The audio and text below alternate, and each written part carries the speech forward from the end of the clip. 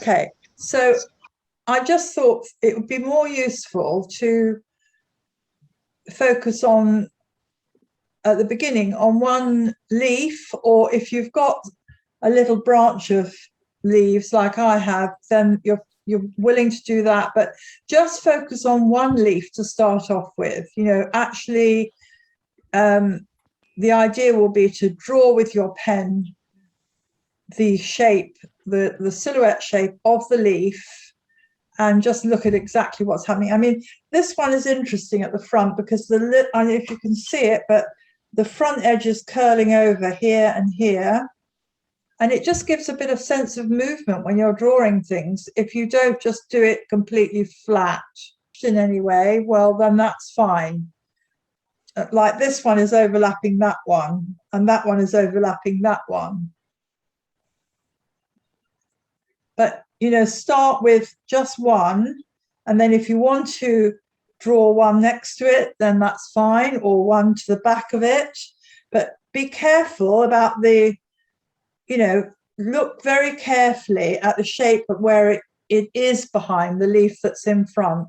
You don't want them crossing over and creating confusing lines. So start with a leaf that's closest to you and look at that very carefully.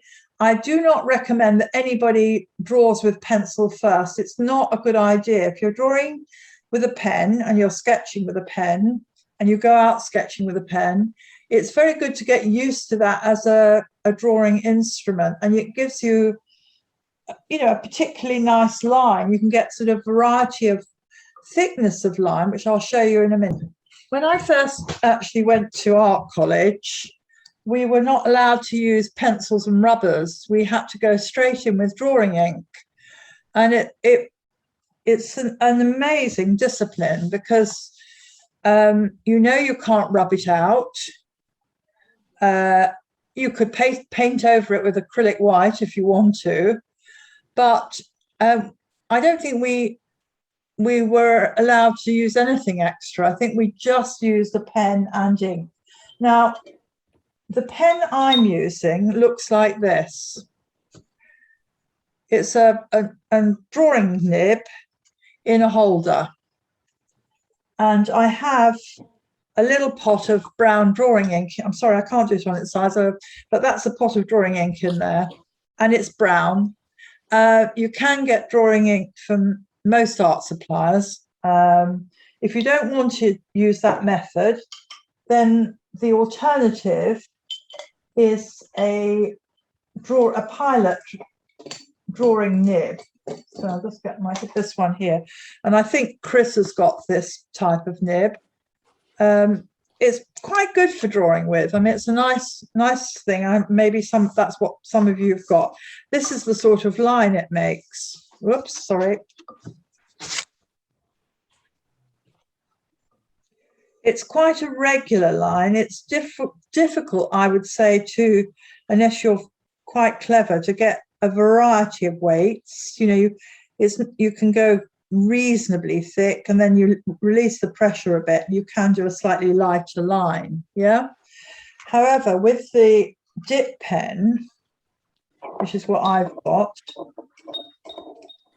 you have to be careful that you don't get blobs of ink, but you can go from a thick line to an incredibly thin line. And you can get, real variety of line. You can do very, very pale lines with this dip pen, which is not so easy with the pilot. Okay. Now there's those two. And then, of course, there are their felt tips, which are a perfectly permissible thing to work with. Again, a bit like a biro, it's quite hard to get, really much variety. I mean, you can go pressed and you get a thick line. I suppose, it's not bad. You can, if you work on its tip, you can get sort of thinnish line. So I've got a few of those in my pot here. Now, the other interesting thing I think that you can do with ink, and I said this to Chris because she was here very early, get yourself a jar of clean water and a paintbrush if you've got one nearby, and a piece of paper towel. You will need some paper towel. And if you just watch me before you go off and get your jar of water, if I put water, not too much water, but a little water over the drawing ink, now that one's working better. That's my dip pen. That was the Pilot. And this is the felt tips. The felt tips and the drawing ink in the bottle with the dip pen are water soluble. So you can introduce a bit of a sort of tint or half tone to your drawing with your paintbrush. Okay, so it's a bit like using a combination of watercolor and pen. And that's another, if you go out again, if you're so inclined to go out drawing with a little sketchbook, if you take a paintbrush with you, a little pot of water in your pocket, and a pen, you can draw in pen and ink, and then just add a little bit of tone here and there with a paintbrush. It's very effective. The other thing which some people like to use, I use it to a certain extent, and I have in that drawing, and this is something that is part of, I suppose, my training, but you can, with a pen, you can do something called cross-hatching. So you have to keep all the lines evenly spaced. And then you can go back and do the same, but at a slightly different angle. And you can create what is called cross-hatching. And then you can turn your page. And, if you want to vary the tone even more, make it go, well, what's happening when I do 3 layers of lines over the top? What's happening? Darker. Yeah, it's going darker, isn't it? Now, you've done this before, Jill, so you know what's what. You can also go back again a 4th time and do further lines, but they have to be, again, evenly spaced. Now, it doesn't work if you just do it randomly like that. It doesn't work. I mean, if you want to do a completely uncontrolled sort of expressive drawing, that's fine. I don't mind what approach you take. I think that, is up to you. I'm just showing the basics of the medium and the way I use it. I do like working with pen and ink. I think it's a really nice medium. Anyway, you could try some of those little techniques out on a spare piece of paper. It's worth doing before you start. Sue? Yes? Just a quick question.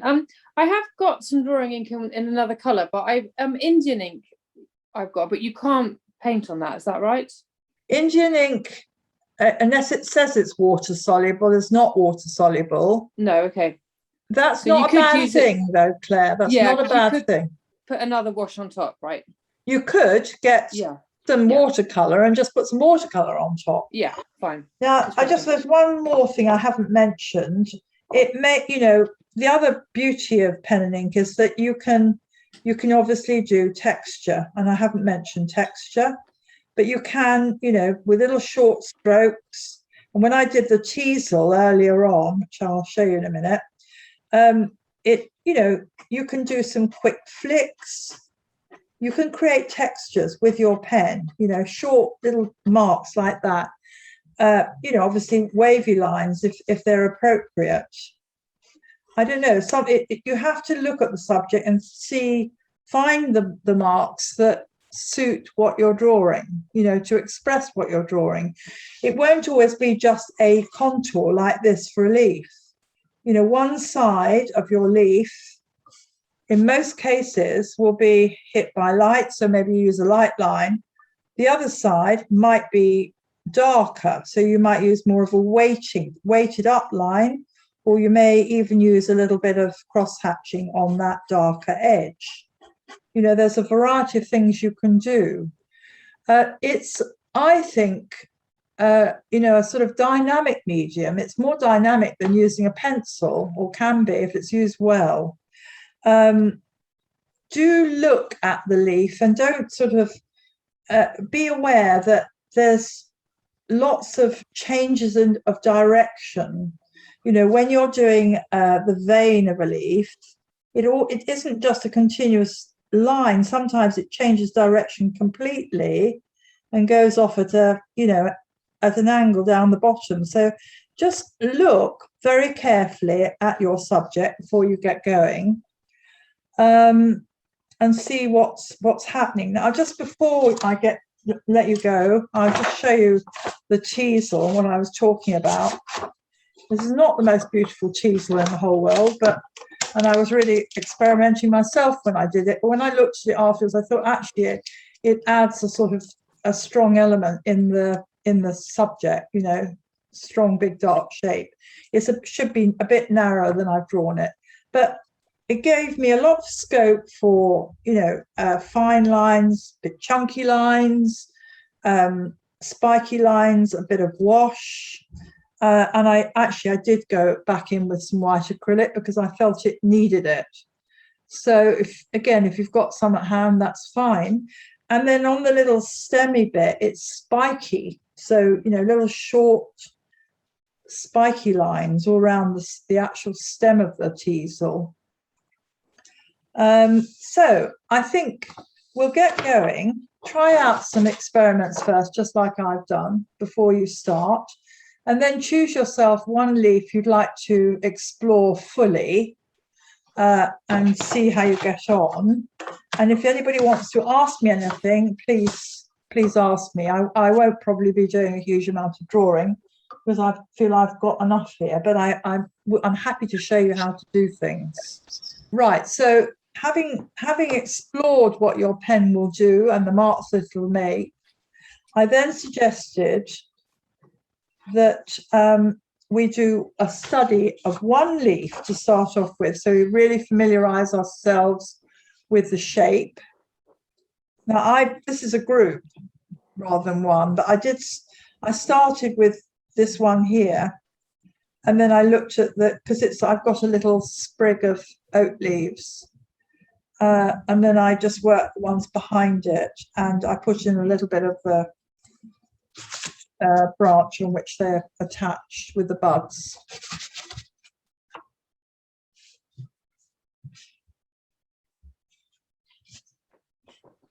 Either with the same group or with a collection, which is what I did here. I did a collection based on sorry, whoops. It's got a number of things in it, this pot in front of me. Teasels, Montbretia, poppy seed heads, whatever I could find. But this is the one we're starting off. Okay. Mm-hmm.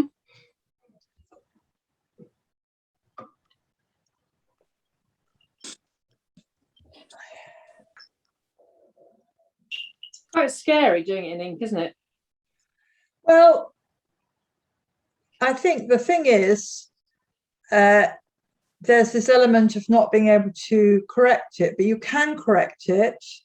And, you know, provided you don't put in big, chunky, heavy lines to start off with, if you have to correct a line, like I think there was somewhere down here I did something and it wasn't quite right, but, you know, you can sort of disguise it really with the rest of the drawing. So, yeah, you know, just keep going. Don't worry about odd mistakes. Just draw in the line or whatever the mark is that you want to depict, you know, and leave the mistakes because they will often make a drawing very interesting as well.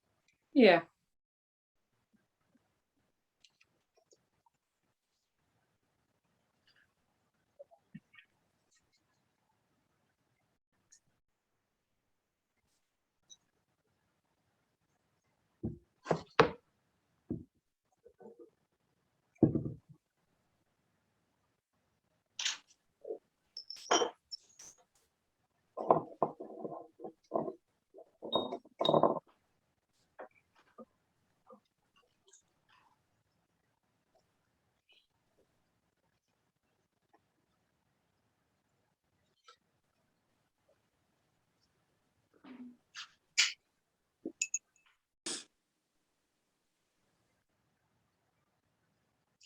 Now, when everybody has got one leaf drawn, I don't know how long it's going to take you, but could you just put your hand up so Lucy can tell me? Because what I'd like to do is just have a look at how you're coping with this before we go too far down the line.